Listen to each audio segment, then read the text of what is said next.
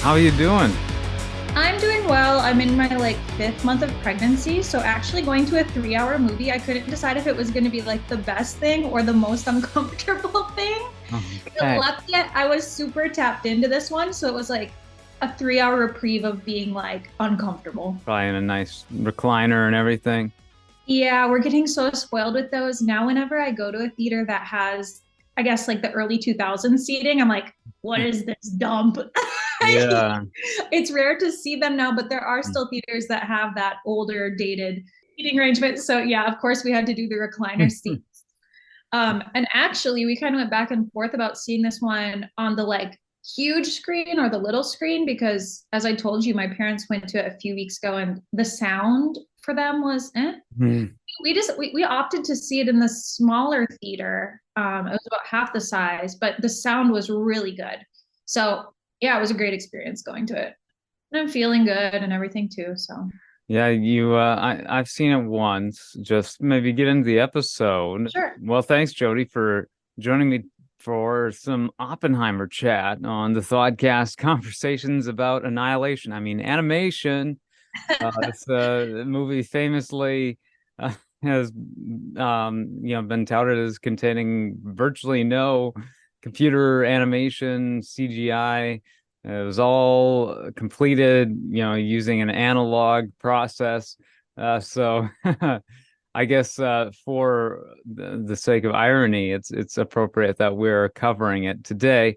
But no, it's latest masterpiece from Christopher Nolan, one of the more renowned filmmakers who's in his prime. Definitely seems like an appropriate addition to his filmography. So I'm glad to have you just to have a little casual chat about summer movies, Jody. Talk about some Barbenheimer, I'm sure. Yeah, I got to hear your guys' episode the other week with Laura and Bridget, and I saw that one as well, but I was unable to record. So I'm happy we're getting to chat on this. I think we'd be mistaken to not talk about one of the biggest movies of the year, even if there's a lack of animation. Ooh. This one is worth, kind of pivoting in the road for. The fundamental essence of our material existence. What could be more animating than that? But yeah, this is your host, Philip Elke, up here in northern Minnesota. Thank you, Jody, for joining from Georgia. And we'll be discussing a few things related to this film. It's all about physics, quantum, early innovations in quantum physics, and of course, development of, tragic uses for fascinating technology and science. But such is the nature of man, kind of based loosely on I mean, I would say it adheres as close as it can for a 3 hour movie, probably to a very sizable, uh, tempted to say novel, but it's a nonfiction biography called American Prometheus. So I don't know how familiar you are with that source material. Uh, I'm not really yeah. familiar with it, with the exception of I did hear Nolan talking about it in some of his interviews, obviously referencing that material. And I guess from one of his previous movies, which I haven't seen, Tenant, he refers to this book as well. And it wasn't really necessarily meant as like a teaser for this upcoming project, but I haven't seen that one. But yeah, he definitely Oppenheimer is a Prometheus or like an Adam and Eve situation. You have Mm, this creation and consequence sort of rumble tumble throughout the whole thing. So mm. I love the name of the reference book, American Prometheus. That was perfect. After some of the latest films from Christopher Nolan, it seemed perfectly, sensible that he would be tackling this kind of subject next. The creation of the atomic bomb, the division of the atom, after a movie like Tenet, which contains kind of a similar concept. I mean, it's all about time. This one's all about like physics and the atom, the very nature of matter itself.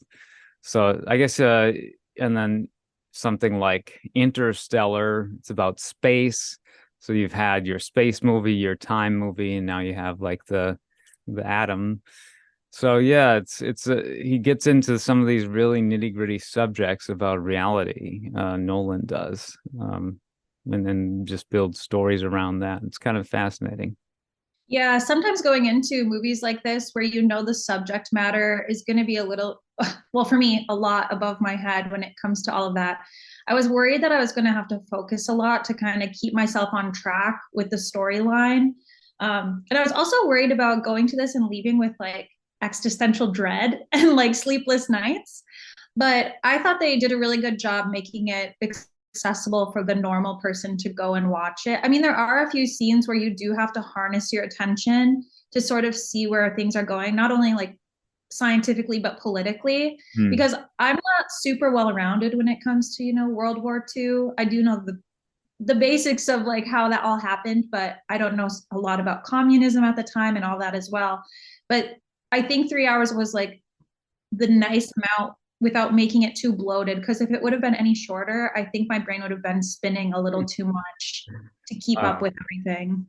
Yeah, I mean, it's fun kind of ruminating about these far-flung scientific concepts, but the movie itself is more getting into some real minutia surrounding the politics of the era, and I think that is sort of a very obscure subject to anyone who's not really studied this era. If you haven't read the book, if you haven't read up a lot on World War II or early Cold War era politics, it probably feels pretty foreign and it skips around. So yeah, it is a lot of just uh, footage of old guys sitting around a conference room talking.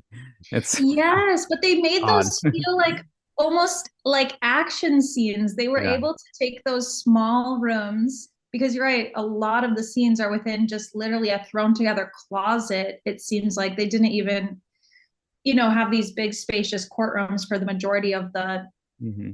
the conversations that people are having. And it's a lot of tight in your face scenes, but they have a lot of energy and passion in them. So you don't feel like you're suffocating in these spaces. They're small, but they make Hmm. them feel big enough for all this coming Hmm. together. Like I said, like those are basically the action scenes of the movie, which I was surprised. I thought there'd be a lot more explosions and running and things, but really the tension comes between the people. Hmm. Yeah, yeah. I mean, it's fascinating just hearing them uh try to hash out all these obscure details about, how Oppenheimer should be regarded, by history. Is his reputation going to be preserved in a heroic fashion? And I mean, how is his legacy going to be respected among the political establishment in Washington? And who actually is trying to, sully his reputation, and why? What are their motivations? Like, there's a whole intriguing plot having to do with that, and and how deserving is someone like J. Robert Oppenheimer of being lauded for his contributions, considering, I mean, he certainly didn't have a whole lot to do with the military deployment of nuclear weapons, but he's the one who was in charge of developing the technology, and then after they completed their Trinity tests in Los Alamos, the military packed up the weapon and were like, "Thank you." Wham bam. I know that would drive me crazy. I That scene kind of frustrated me because, as they're taking away this atomic bomb that's been created, it's almost like he wants to give more input, but the military doesn't care about that. The government doesn't care about that. I believe the president actually like hands him a tissue and says, "Okay, like wipe the blood off your hands, like you're good to go. Like thanks for doing your job," which is probably, I mean, that very much is how it is in real life. I remember when we were in high school, our, I think, chemistry teacher, Mr. Bernstein, is that what's Hmm. his name? Yeah, We Burnton. we learned a little bit about Alfred Nobel, who did the Oh, dynamite, oh, yeah. and everlasting consequences and like grief and stress that followed him for the rest of his life, making dynamite. Mm-hmm. Gosh, these people juggle a lot afterwards, but they really, it's out of your hands once you create this. Once the Pandora's box is opened, like you don't get the box back. You don't get to close it just because it was yours. Yeah, well, and it's a fascinating look into the mind of a tortured genius, of course. It begins with Oppenheimer in his, I guess, graduate studies, and I don't think it undergrad. I mean, He's his, still in the learning process. He's still being yeah, taught. Mm-hmm. so his specialization in physics, whatever he's, ultimately he ends up pursuing theoretical physics because he doesn't enjoy more practical applications. He struggles in a lab setting.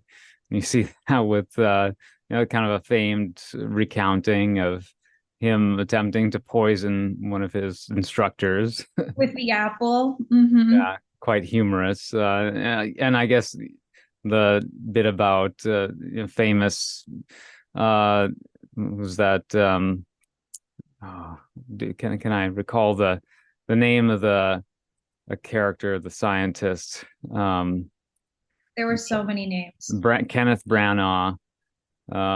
Yeah, let's see, I've got the cast list pulled up here, so let's see if yeah, Niels Bohr is about to take a bite out of this apple that he's taken from Oppenheimer's instructor. So that'd be even more ironic if he'd accidentally killed as renowned a scientist as Niels Bohr, like one of his icon, his Yeah, he had to think yeah. on his feet. He whacks it down and says, "Wormhole, wormhole." And yeah, the word he uses is wormhole, and like that's a scientific term too, like Yeah, related. I didn't know if that was like teasing us for something later down the line, like because I knew wormhole was whatever, but it turned out no, he was just trying to get out of killing someone in that moment. Yes, yeah, you have these very eccentric people who are just, yeah, that they obsess about these subjects, about I science. couldn't believe it. I in my notes I typed like I was shocked at the ego that goes into science, but it Mhm. makes sense. These people have dedicated their lives to it. They're very proud of what they find. But watching it, I was like, when I picture a scientist, I don't picture politics. I don't picture a lot of egos. I picture just like a cute little guy with some chalk. And this really brought it to life for me. I mean, for everyone that these are real people who with their reputations they want to uphold and their what do you call it when you want to make it the next step up Yeah, I guess they're their hierarchy advanced. within the Yeah. science community, I guess, but Hmm. yeah, wanting to climb that ladder and follow their ambitions within Um, it. hmm. I just picture scientists to be very humble because I just picture them as not weirdos but very unique people, like that just kind of have their own community, but Yeah, there's a lot of ego in this movie which causes a lot of problems. there's a certain altruistic desire to, serve the benefit of humanity if you're, trying to learn more about these things that really go toward expanding the human experience and our ability to kind of, I guess scientific advancement has just made it so much more convenient for humans to congregate in huge numbers. I guess the number of humans inhabiting the planet has only been made possible due to a lot of incredible scientific advances that are relatively recent on in historical terms. Yeah, there's a lot of incentive for people to try to game that system, try to raise their profile as much as possible. uh but I think generally it's easy to weed out people who are not doing it out of the goodness of their heart because I think a lot of times those kinds of people will be outed as frauds. You know, I think they have to be truly dedicated to the pursuit of the field. And Absolutely. if they're self-centered, I think And that it did yeah, make me wonder, like, going off of this, is how often are, scientists trying to discredit, other scientists? The character that Robert Downey Jr. played, it was Strauss. I think that's how you yeah, pronounce it, Strauss. His whole mission, it seemed like, was, to build himself up, but also to tear Oppenheimer down. And I was curious how many maybe scientific marvels we may have lost due to that type of energy in that community. It'd be hard to say because he was so committed to it. And he's Iron Man, correct? yeah. Typically, I loved him as this sneaky, snaky kind of scientist guy. I thought he did an amazing job. I'm not sure how many other movies he's in that aren't superhero movies, but this whole cast was star-studded, and I thought he was incredibly strong throughout. Oh yeah, yeah. Louis Strauss, more so a politician, but I guess he worked in the atomic energy, there's some division of the government that oversees energy, and yeah, there's a lot of wrangling and posturing going on. He's the one who hooked Oppenheimer up with that Hmm. kind of original job, right, of becoming a professor after, meeting Einstein, right? So Yeah. he was kind of a building block in the beginning to get him situated there at least. Hmm. Yeah, it seemed like he was purely kind of on Oppenheimer's side at first, but there were some rifts that formed as Oppenheimer became kind of dismissive of Strauss's position as more of just a political stooge than anything, and yeah, that became a sticking point for Strauss. He wanted respect, despite not necessarily having earned it to the degree that someone like Oppenheimer has. Yeah, so American businessman, philanthropist, and naval officer primarily is what Strauss is Mhm. known as. Atomic Energy Commission, There we AEC. go. Yeah. That's what it was. Uh, And you see a lot of him, well, you see a lot of everyone in the black and white versus color scenes. And I usually do not take my phone out in the theater because I think it's so rude. But once I realized they were flipping back and forth, and I wasn't sure if it was like if it was trying to like show me a timeline with the black and white versus color. So I quickly like looked that up because they kick off with fission versus fusion. I'm sure you saw that. And mm, I guess like the black and white, according to what I read, was supposed to like present the objective historical perspective, mm, and the color was supposed to kind of be the like more subjective elements, sort of the moral struggle, the personal relationships, and less so on the like Wikipedia, I guess, if that makes sense. Like black and white was supposed mm. to be objective and color was supposed to be subjective. So that Okay. helps me out because at the end, my husband was like, they kept switching back and forth between the color and the black and white gradient, like what was going on. I was like, oh, it wasn't meant to be necessarily the time. Because in a lot of movies, if it's black and white, you're thinking, okay, it's the olden days. But this one, I guess that necessarily wasn't the case. Yeah. Yeah, it's a stylistic choice that Nolan has made in the past. The his film Memento, his first like major studio release, has sequences in black and white that are meant to be from an objective narrator, and then the color sequences are much more from the protagonist's perspective. Guy Pearce, who's suffering from amnesia, and the stuff that's going on from his perspective is occurring kind of in reverse order throughout the film. Just an Are you pretty incredibly, yeah, familiar with his? Sorry, are you pretty yeah, familiar with his movies? Because I'm not at all. So I didn't yeah, know if you were someone who had seen many of them. yeah. I've seen Memento a couple times. Just a hugely unconventional style of narrative delivery with the way that film is edited, but it complements the fact that this character is um a person suffering from amnesia, and trying to figure out a murder plot. So it's a noir film, but told in in a very unique perspective.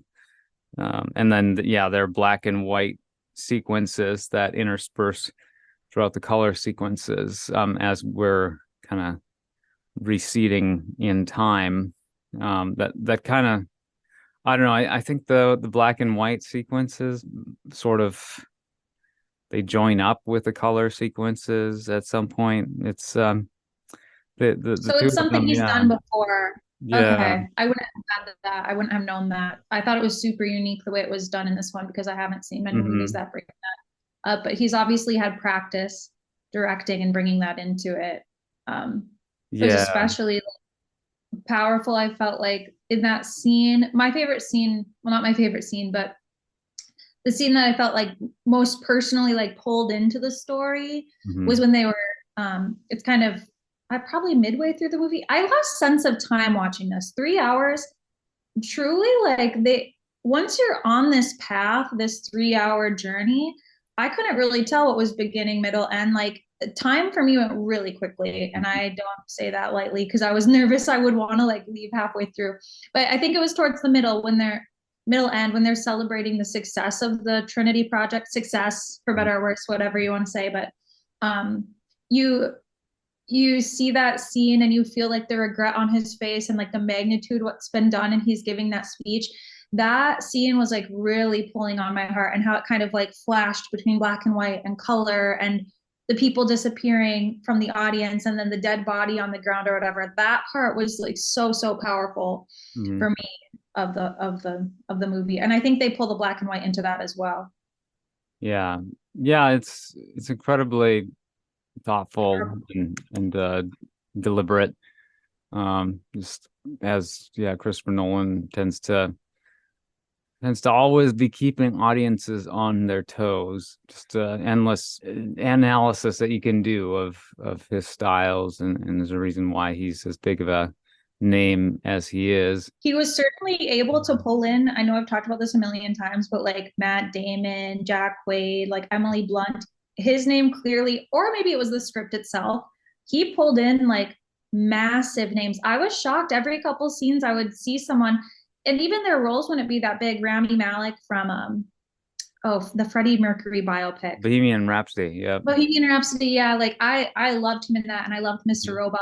But he didn't even have that many scenes. I was like, you have Mhm. these giant stars coming in, and they're just doing like a short monologue or a cut. Obviously, still important players, but Nolan had an amazing cast. I couldn't get over that, and they were all so well placed. I wish we had more Florence Pugh in the movie, but I'm guessing a lot of people feel that way.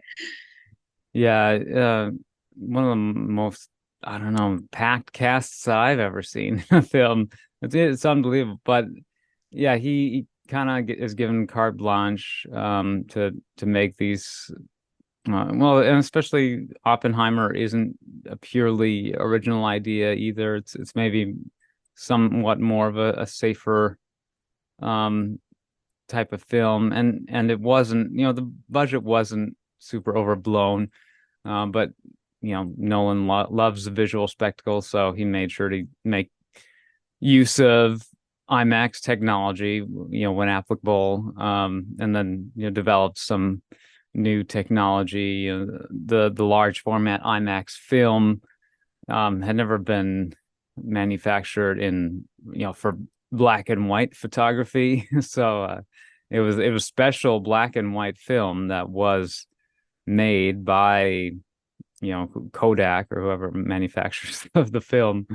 And yeah, uh, it's certainly all the kinds of things that normally nowadays you would just, use digital processes to emulate this look. That's But what I thought they yeah, did. I didn't know that. no, I mean he edited it on an analog film cutting bay.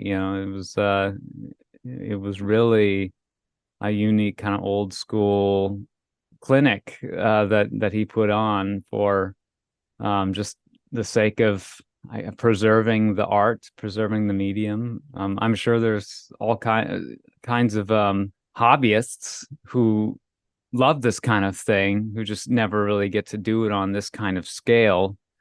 Just the the pure, I mean, most of the time when we think about movies, we think about the story and the actors and the spectacle, the effects, the visuals.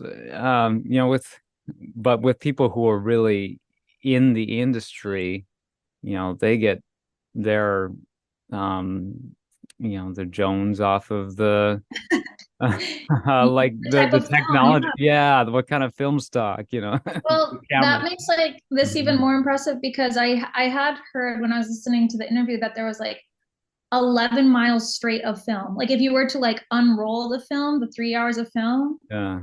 11 miles long. I don't know necessarily if that's true or not. I don't know if you saw that anywhere, but if that is Oh. true, that is insane. Yeah, makes sense. I did see this in analog film, 70 millimeter.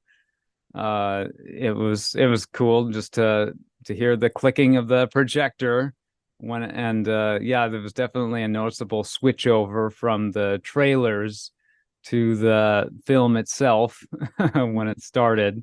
And then kind of, it's a little bit darker than you get from your typical digital projection nowadays.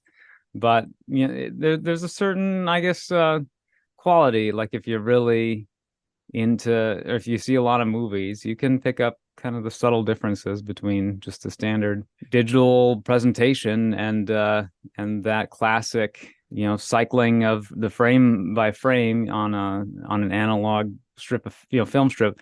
Yeah, I feel like you saw the authentic movie. I know I saw the real movie as well, but mine wasn't like that. Um, Yeah. huh. I don't know. You It's know, classy. I like that a lot. If you have the budget and the skill set to do something like that, it makes it even more impressive to me. I didn't realize until we kicked off this episode that there wasn't CGI. I kind of find that hard to believe, but I'm guessing you have a good source for it. well, um, there might have been a few things tossed in here and there. But if they were, they would have had to have been printed out on film. Because I mean, even before films could be handled all digitally, you would have to have certain elements, that were composed in a computer, still printed in film, so they could be edited together with the rest of the film. Back in the late '80s, early '90s, when film was standard. I remember the days when projectors were still primarily using celluloid film, and the single house movie theater in our hometown, that it took a while for them to get a digital projector. So that was always kind of noticeable how you'd go to like the neighboring towns that had the multiplexes. And there was the brighter screens, a bit, yeah, much better And we'd have sound. the tick, tick, tick, tick, tick, tick, tick of the actual film. Yeah, And yeah, that. we had that for a lot longer than a lot of places. And it wasn't necessarily great, but at least there was a certain charm to it. And I mean, for a movie like this, the tick tick tick is quickly overcome with the score. I read somewhere that the score was playing 90% of the movie, which I did not notice. Mhm. The score, I think, fits so well with the sequencing of events that I did notice it. I thought it was like beautiful, but it wasn't like, wow, this song's been playing for 2.5 hours, or when it got really quiet and then the score would come back again. It wasn't distracting at all. I'm not sure who did the music with this one, but when I had found out how throughout the whole movie it was playing, I was like, wow, I literally didn't even notice because that's how perfect it was with the theming of what was happening. Was it the Ludwig again? Yeah, Ludwig Göransson, who did the score for Tenet, and he also, I don't know if you've seen like The Mandalorian on Oh Disney yeah. Plus. Okay. He did the themes for that. Just a very Skilled. hugely prolific, yeah, especially in the current era of film, because he's fairly up and coming, like still pretty young. This Ludwig Göransson, Black Panther, did famously. Yeah, the score sounded like kind of a Hans Zimmer-esque Christopher Nolan film. I thought Mm-hmm. I definitely felt like I was watching a Christopher Nolan film, even though, yeah, this type of sort of political drama biopic wouldn't need something that ambitious sounding. It Did you it like it works. though? Like, Yeah. yeah. Or did you Yeah. think it was a bit too much? When I'm going to a movie like this, especially, something that's being played up for IMAX and large format screens, they'll see the spectacle of the testing of the first atomic bomb. You want a certain epic feel to it, and the score delivered that in spades. Perhaps to the point of excess in some ways, just considering the the way that wasn't really this movie, um, for the majority of the runtime. But hey, I'd rather have it than not at all. There are other versions of this movie that would have been just completely dry. And I think that was kind of more what the previous adaptation of this subject maybe was. I think we Oh, are there watched other movies that explore this that aren't just like documentaries? in 1989. There was the movie Fat Man and Little Boy, where Mm. okay, Paul Newman plays Leslie Groves. Dwight Schultz plays J. Robert Oppenheimer. Yeah, this movie doesn't have the most exceptional reputation. Roland Jaffe, is the director. I don't know, were we shown bits of this movie? Like, if we were, it was so kind of forgettable that it's understandable that this movie doesn't have that um recognizable profile. I remember, yeah, John Cusack was in it, and like I think his character dies. He gets radiation poisoning or something. I remember Oh. that detail, but kind of an obscure film. Fat Man and Little I Boy.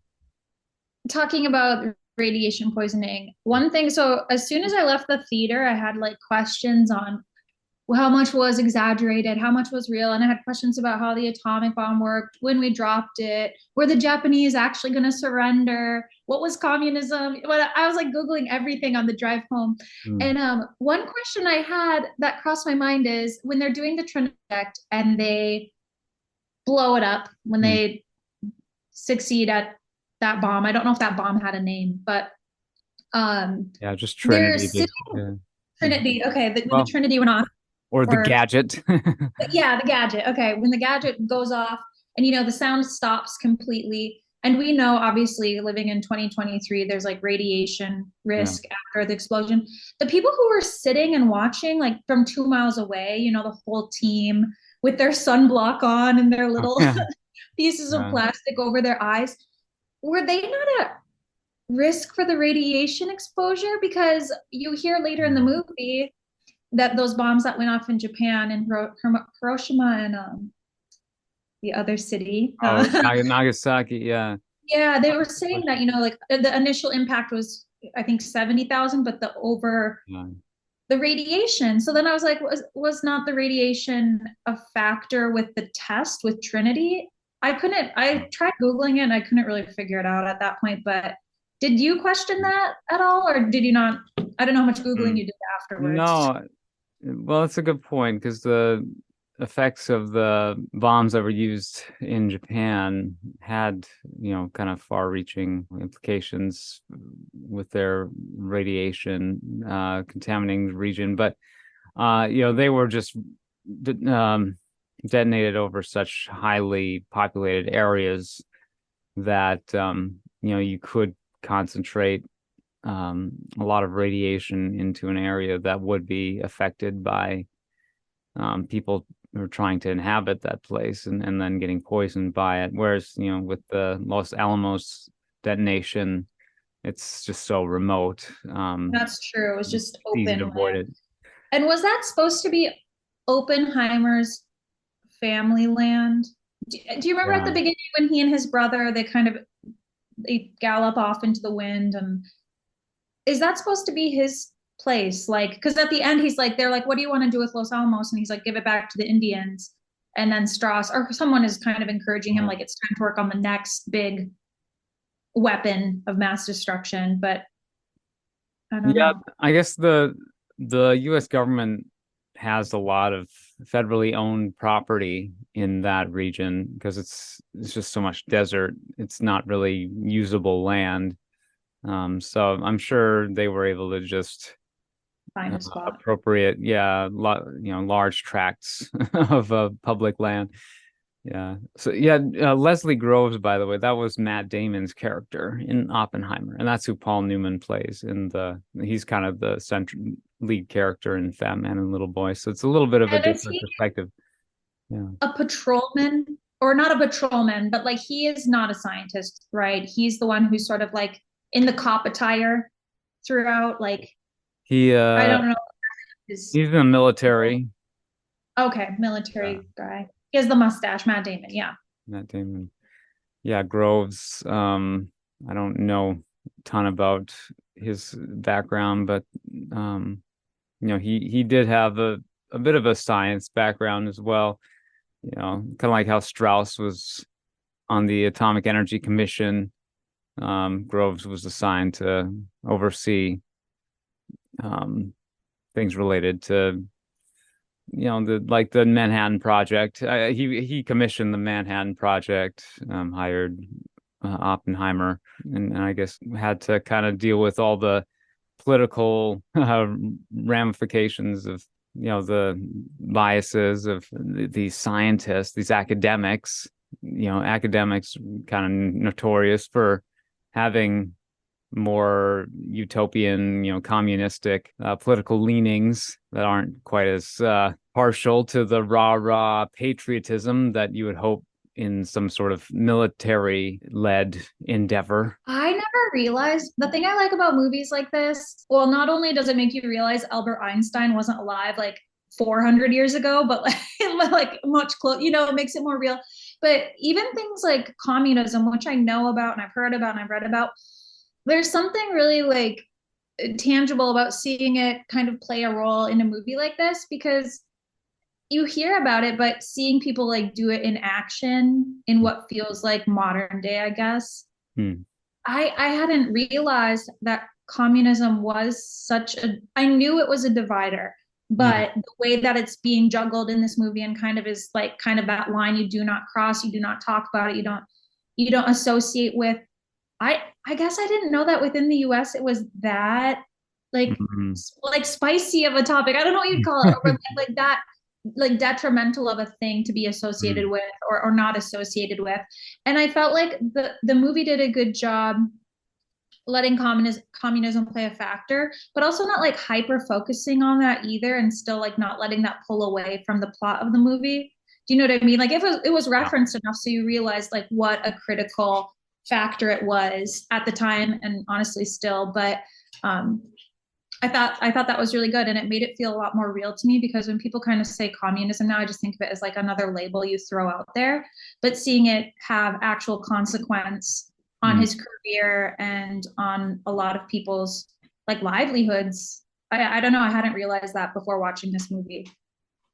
Yeah, it was a huge trend for intellectuals to want to aspire to some higher order of Oh, I think I would have been human. a communist. Like I would have drank the Kool-Aid. Like I don't know. I Yeah. feel like I probably would have.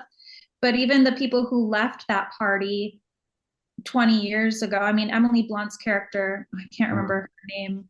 Jackie? No, not Jackie.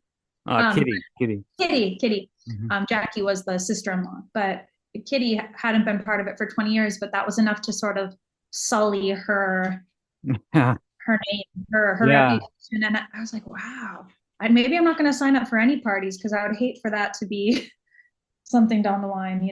Yeah, it gets tricky once you start, drawing lines in the sand, staking into the ground, this is where I stand politically. And Oppenheimer Yeah. couldn't do that. He was in that odd position of I mean, he had opinions, Hmm. but his task at hand, this project was the more encompassing thing. But you've seen Hamilton, correct? Hmm.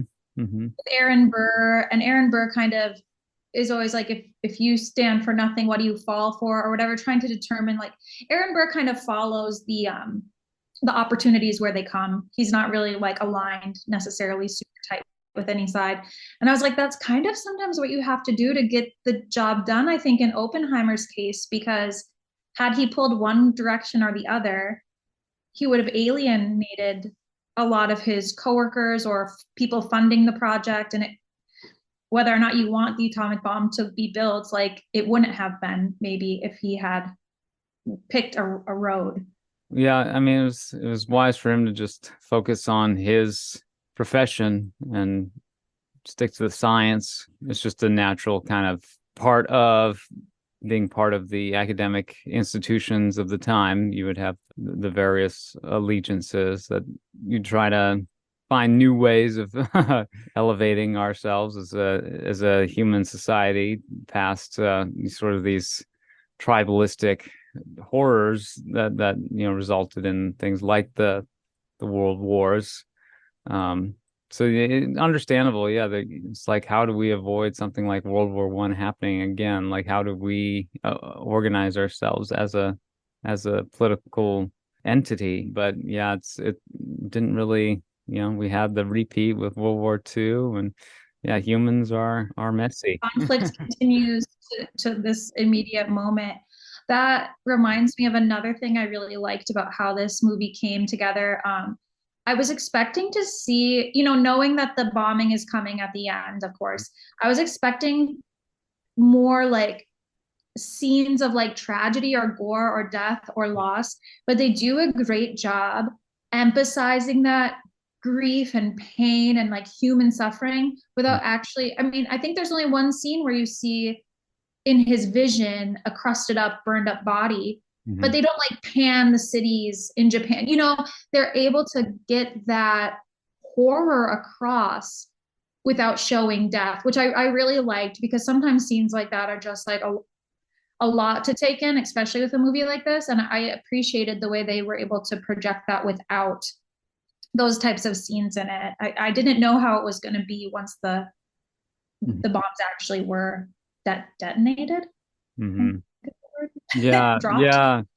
It wasn't like exploitive of the tragedy. I mean, in some ways, it's important to try to get a grasp what things were like on the ground, in places like Hiroshima and Nagasaki, and like the photos that we have. They're not great. They're old, from the There 40s. we Yeah. Within this year, we were down in New Orleans, and they have the World War II museum there. And it's like a 3-story huge building where you basically walk through the war. And it has a lot of that imagery and films playing and sounds going and whatever. And so maybe I feel like I've been exposed enough, but you're right. There maybe are some people who haven't seen that direct impact imagery. But for me personally, I'm happy that the movie didn't include that, but still made it impactful enough that there was that death. I think they said, what, 240,000 people Yeah. were No, dead either on the spot or within the couple weeks following. I just can't. It's so scary. It's scary. And then that final scene, I know we're not there yet, but that final scene before you leave the theater, you're at hour 3, and it shows the atomic bomb. If the reaction had kept repeating, and like the whole world is being destroyed, I'm like, that is just so terrifying. That's so terrifying. the premise of the reaction that never ceases. And I don't know, that's a concept that's existed in other pieces of fiction. um I don't know, it's thinking of like Planet of the Apes. One of those films has the Alpha Omega bomb that's capable of, a single detonation destroying the entire, or basically igniting the entire atmosphere. There's something else where that happens as well, but um It's I horrifying. yeah, it's I guess a theoretical possibility. But Yeah, well, what did he thankfully not. say? He's like, well, it's a less than 0% chance. What would make you feel better than that? He said, I think Matt Damon was like a 0% chance. Yeah. Yeah. Not less than zero. He said something like point zero something, whatever. And that it is, even if there's like 0.005% chance that this whole world is going to be over due to this Trinity test, Hmm. is that even like a chance you want to take with humanity? I am not the right type of person to ever make decisions like that. I guess for better or worse, the bombs were dropped, but you do wonder like how if history would have been a lot different, or if someone else was going to introduce the atomic bomb, 2 months later. You always have to wonder that as well. Yeah. It's I mean, at least the war ended, I guess. It's one silver lining you can take from the uh atomic usage.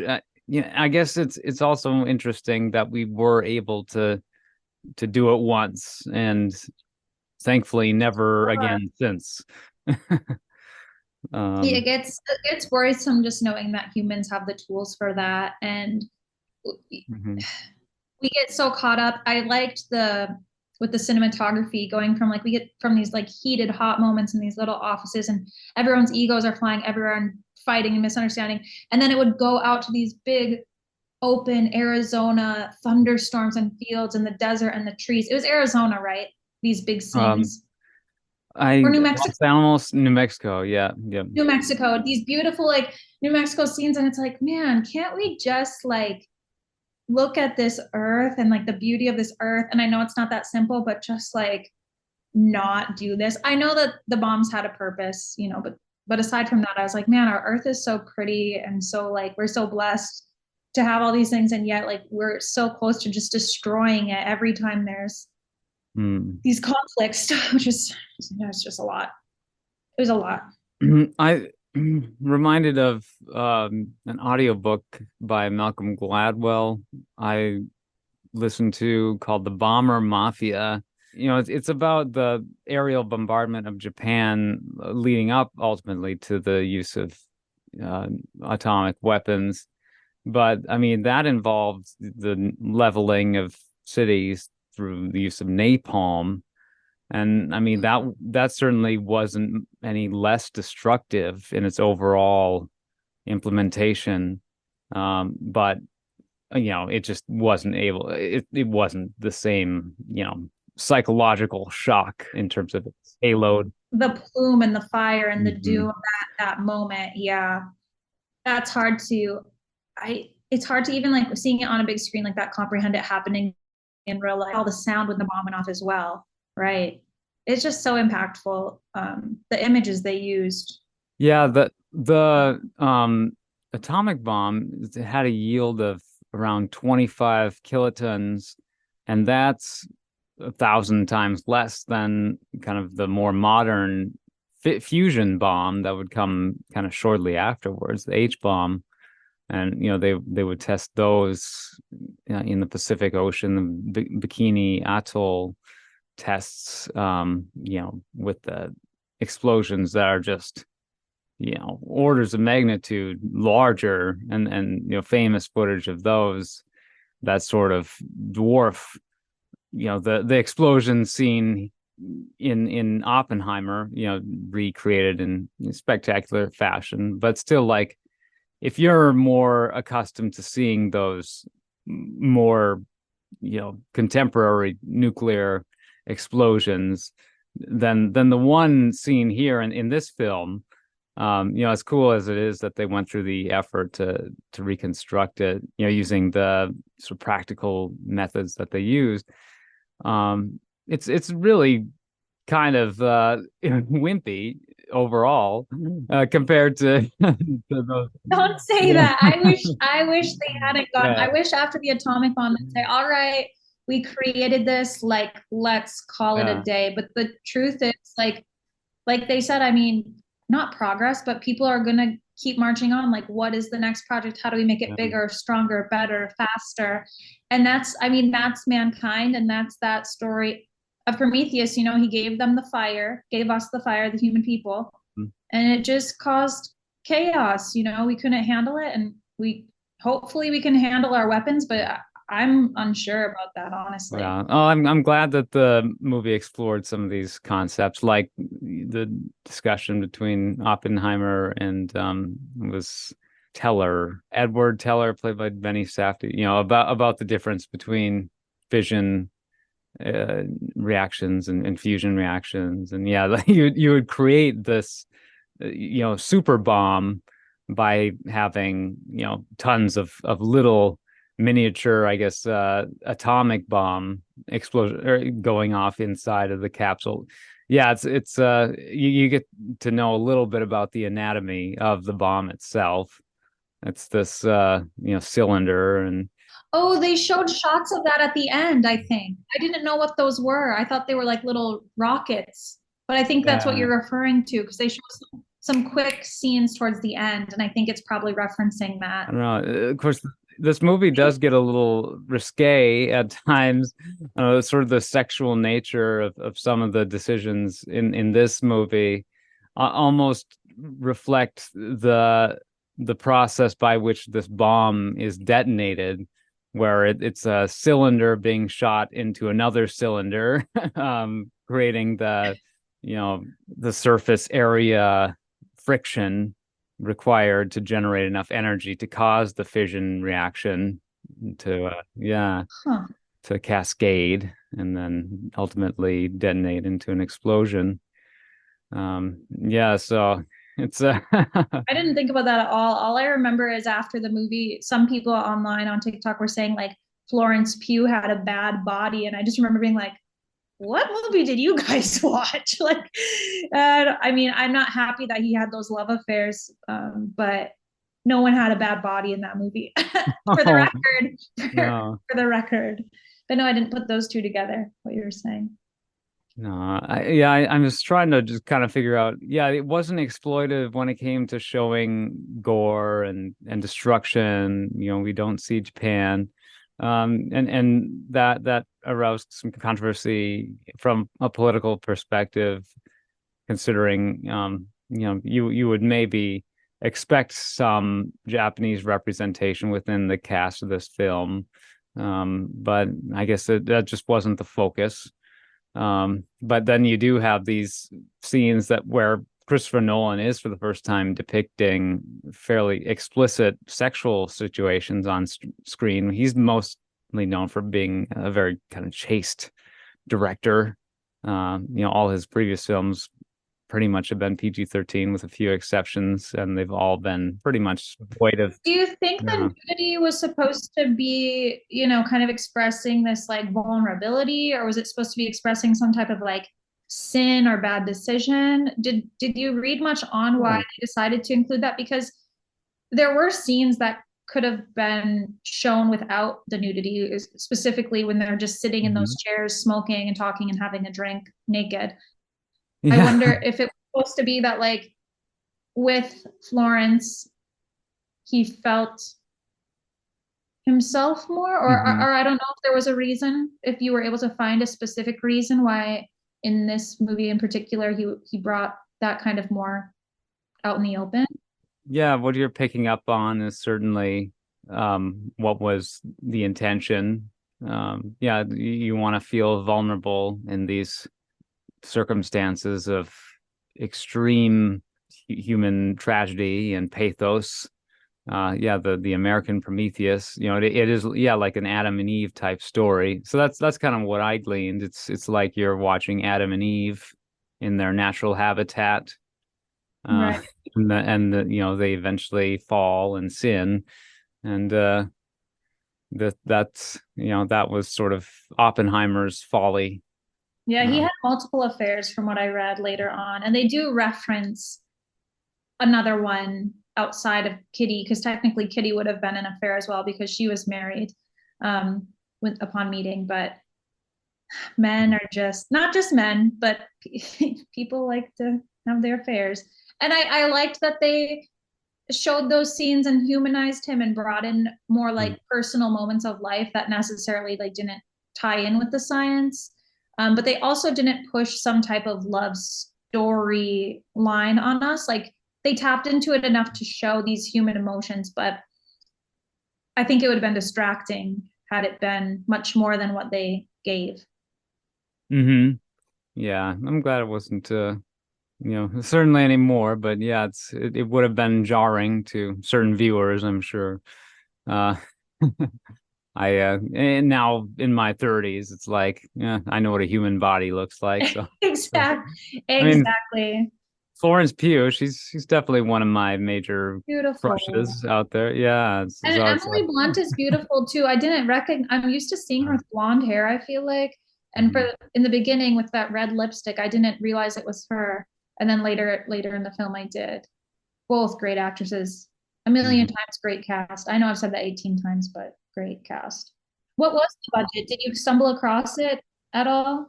Yeah, it was $100 million, which is, reasonable for a movie that's been this hyped. Yeah, it got it paid off, I'm sure. Yeah, yeah, very kind of interesting release alongside Barbie, where both films were a very resounding splash. And such different topics, but also both kind of show like just the human condition. I don't know. They were both wonderful and so different, but I bet if we had a podcast on what made them the same, we could find a lot of similarities Yeah. within there, which is the fun thing about stories is sometimes they boil down to these very similar themes. But I loved both, and I'm really happy we got a chance to talk about this one because a lot of my friends haven't seen it yet. I'm more on the Barbie Mhm. girl friend group. But I now that I've seen Oppenheimer, I Mhm. would recommend it to any of my friends. I was hesitant because what it came out a month ago. I didn't Mhm. see it right away, and I'm really glad now that I have. Yeah. Yeah, I definitely wanted to see it in like IMAX. All the screenings in the Twin Cities area were really booked up right away when I checked. And but I did manage to find this AMC screening that was in 70 millimeter, just kind of a standard size screen, but it was, it was a nice AMC, so it was big compared to what I'm used to. And yeah, seeing it in analog was really cool. The IMAX, they're all digital here in Minnesota. There are certain ones in different locations that are like the, film stock IMAX, the 70 millimeter IMAX that Christopher Nolan would recommend you go see. We can't all afford the travel, Christopher Nolan. Tickets are Yeah. already $24 a person. Yeah. But I'm happy you got to see it on the big screen. Like I said before we started filming, I did see it on a smaller screen because our theaters, some people had been reporting that on the larger screen there was a bit of a sound balance issue. And I No. knew a lot of the spoken word was not hushed, but quieter dialogue.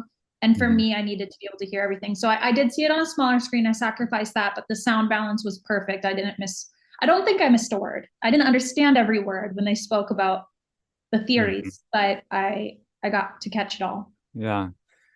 Yeah, well, the visual aspects of it are kind of brief when considering like the way it's been touted as, oh, the IMAX experience of the summer. But it's just kind of cool to see the way that this was a uniquely put together film for 2023. I waited to I think the end of the credits. I only saw it once.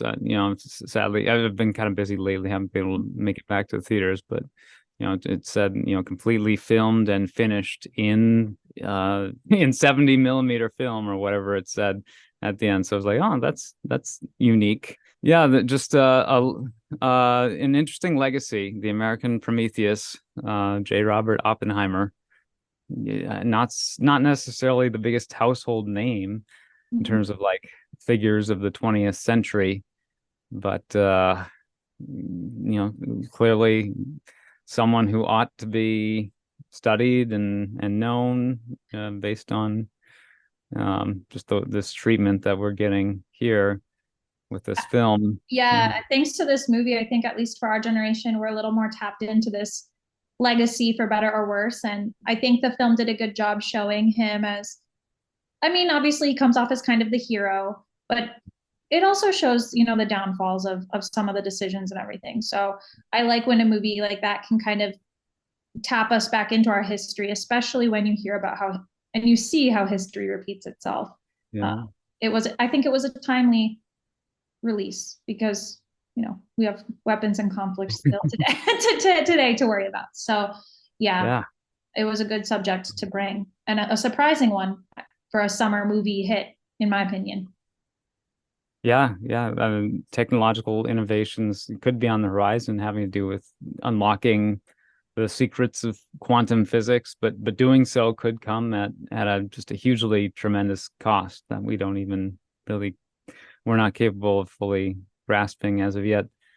So I thought, yeah, this would be an appropriate exploration of those similar kinds of topics. I mean, now we have, the whole UFO situation and vehicles supposedly capable of, traveling through means that are beyond, the realm of our conventional physics. Have you seen the film, the UFO like released film? Well, yeah, I've seen all kinds of these different videos that have been officially like declassified and stuff.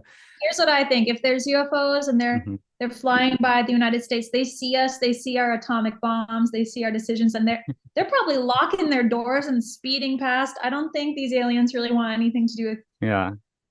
kind and humankind right now. We have a lot going on that I don't think they want to entangle themselves in. So I think for now, like, let's focus on the on Earth issues, and we'll explore those UFOs later. Sure. That's my Yeah, I'm just thinking of our problems in terms like energy and propulsion. Like if we could solve mm-hmm. the world's energy problems by not having to rely on fossil fuels, or to either power our grid or our vehicles, and use whatever technology is allowing these what like tic tacs to fly around like they do. Flying cars like in the Jetsons, things like that. I mean, that might be some kind of crazy quantum technology that could allow for that type of thing, anti-gravity. But then once you mess with like the laws of gravity, then what does that, potentially unlock in terms of It is. dire, It's Eve biting the apple with these things, and I'm so grateful for scientists that have the brain and the will and yeah. the drive to figure these things out. But as the outside looking in, it is scary, and the inside looking out is scary. All of these advances, and they're happening faster and faster and faster. And this movie was such a good reminder of the consequence that comes from creation. Yeah. Yeah. I mean, it's good to just kind of celebrate our humanity and live humbly and simply. He gets handed an award at the end, and kind of it. He didn't get to retain his. Yeah, what a bittersweet ending. Okay, I Sure. want to talk about that really quick before we hop off. But Einstein had said to him at the beginning, we aren't sure as the viewer Mhm. what he says, but Strauss thought it was about him or whatever. But it turns out he was saying, because Einstein also, I mean, Oppenheimer sort of not scoffed his work. I mean, he built off of it and went to the theory side. But Einstein saying like, there's gonna come a time where you get a pat on the back and they're going to shake your hand, and maybe that's their way of apologizing, but it's not for you, it's for them. And it's kind of a lonely ending feeling, and you can see why Einstein would just want to throw rocks in the water and walk in the woods after going through that circus of it all, and how it does really come Mhm. full circle with Oppenheimer in that moment. Oh yeah, see, there's Yeah. so much in this movie. I loved that scene as well, just because I thought it was very powerful. Yeah, it's amazing. Cool to see kind of a depiction of Einstein too with this film. That's I did Google the Einstein thing because I wanted to know how much of that was accurate, and they said the interactions in reality historically were much much much less. However, for the movie's sake, Einstein is supposed to represent that scientific community and that body of scientists, and it was easier to have him sort of be that voice instead of like explaining that it was the community voice. But But yeah, still they met each other, and it's weird because whenever I think of Einstein, I literally think of like the 1500s, and this movie reminded me how wrong I was. Um, So in those pictures in our science rooms growing up, yeah. it'd be like a black and white poster of Einstein, made it look like it was a caveman, So you see him in color walking around, it's a lot more He uh he kind of did his own real. thing, had the wild hairstyle. I appreciate, yeah, he was an iconoclast in fashion and in Mm-hmm. this genius. I reminded, I think you might have posted on Facebook an image from a different film that is maybe a bit more a reflection of the traditional Hollywood description of like nuclear warfare. And I think it was related to the heat in Georgia. I don't know, Jody, was that Ugh, you? yeah, that was me. The nuclear explosion in from Terminator Terminator 2. Yeah, So we didn't see anything like that in this film. Uh I thought we would, and I'm happy we didn't. But you're right. I could see how people on the other side maybe did want a little more of that to show the reality of this blast. I mean, obviously mine was posted as a joke. I was saying like the breeze down here in Georgia feels like that, but But yeah, ooh. exactly. Pretty hilarious. So I mean, at least we do have imagery like that that does exist out in the cinema ecosystem. We these are memes that you can go find yourself. And so if you feel jilted by Oppenheimer and some of the lack of wild visual spectacle depicting mass carnage, then just go watch Terminator 2 or all the various clips that exist online. But yeah, I think that pretty much wraps up our discussion on Oppenheimer from Christopher Nolan. Yeah, Jody, any other final things to say before we sign off? No, I look forward to seeing more of his work. And honestly, I hope that this spurs even more biopics at this level of Hmm. cinema. Like I said, I really liked the music biopics that have come out, Elvis, Bohemian Rhapsody, the Elton John Rocket Man. But this is kind of my first sciencey one. And now I'm a lot more open to seeing these types of movies because they're really Hmm. enjoyable, even if the subject doesn't pop out at you organically. Yeah, well, it's certainly a subject that's always been fascinating to me with the quantum physics and just unlocking the potential of reality. If you love sci-fi, this is the nuts and bolts that leads to then the authors and ideators, futurists who come up with sci-fi concepts, kind of fuel their imagination. And then, yeah, Christopher Nolan himself, it'd be fun to see him contribute even more to that field as well. He did Interstellar. I'm trying to think if there's anything on the immediate horizon for Nolan. I can't recall. My brain's kind of shot right now, but um, It's 5 o'clock yeah, here. I totally feel it now too. The day is very we're long. getting another Dune soon, so I'll get Oh, and I don't know if anyone out there is interested, but I know you liked the Dracula from the, I think, 80s, but there Mm. is like, I haven't heard if it's good or bad, but if you're bored this weekend, I think it's called the Cruise of Oh, the Demeter, yeah, something like that. the the something like that. There is like a little Dracula spinoff. I don't know if it's good. I don't know if it's bad, but I'm gonna check it out. Yeah. And privately, I'll DM you my thoughts on that one. But yeah, other than that, Dune 2, I'm looking forward to. And there's a lot of animated stuff coming out. Mhm. Teenage Mutant Ninja Turtles just came out. There's another Trolls Uh, movie. There's a lot. There's a lot coming this fall, so I'm looking forward to that. I think we're kind of through that dry spell, hopefully, yeah, of movies. fun stuff. Yeah, a lot of upheaval within Hollywood, so there'll be some delays, but it'll all come eventually. And it's like if things are delayed, that just gives us more time to catch up on the inevitable things that we missed, with all the There's so much content. content. Yeah. Uh, Every time I turn on any streaming thing, I'm like, should I be watching? No, so, but I'm a sucker for something in the theaters. yeah. So, I'm kind of enjoying this Twisted Metal series on Peacock right now. Kind of a guilty pleasure based on a video is that game. what it's called? Twisted Metal? Twisted Metal, yeah, it's like vehicle combat. It's actually very charming. Anthony Mackie is in it. Stephanie Beatriz from um Brooklyn Nine-Nine, but also Encanto. Is it sort of that apocalyptic thing? Yeah, I may have seen some clips for it. that's it.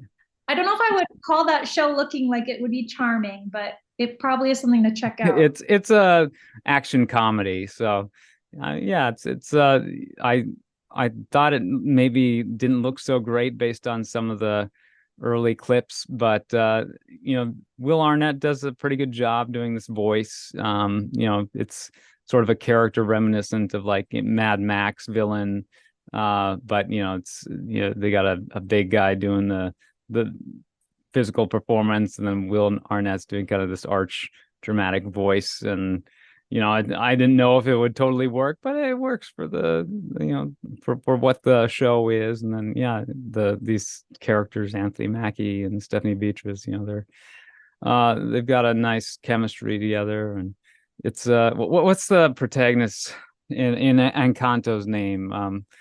Oh, the lead Mirabelle? Mirabelle. Yeah, Mhm. it's Mirabelle, and the Oh, Falcon. it's her voice actor Yep, is acting in this? yep, Oh, that's wow. her. Okay, I will I'll give it an episode and see how I feel. Yeah, That's fun. That's cool. yeah, Very cool. very interesting.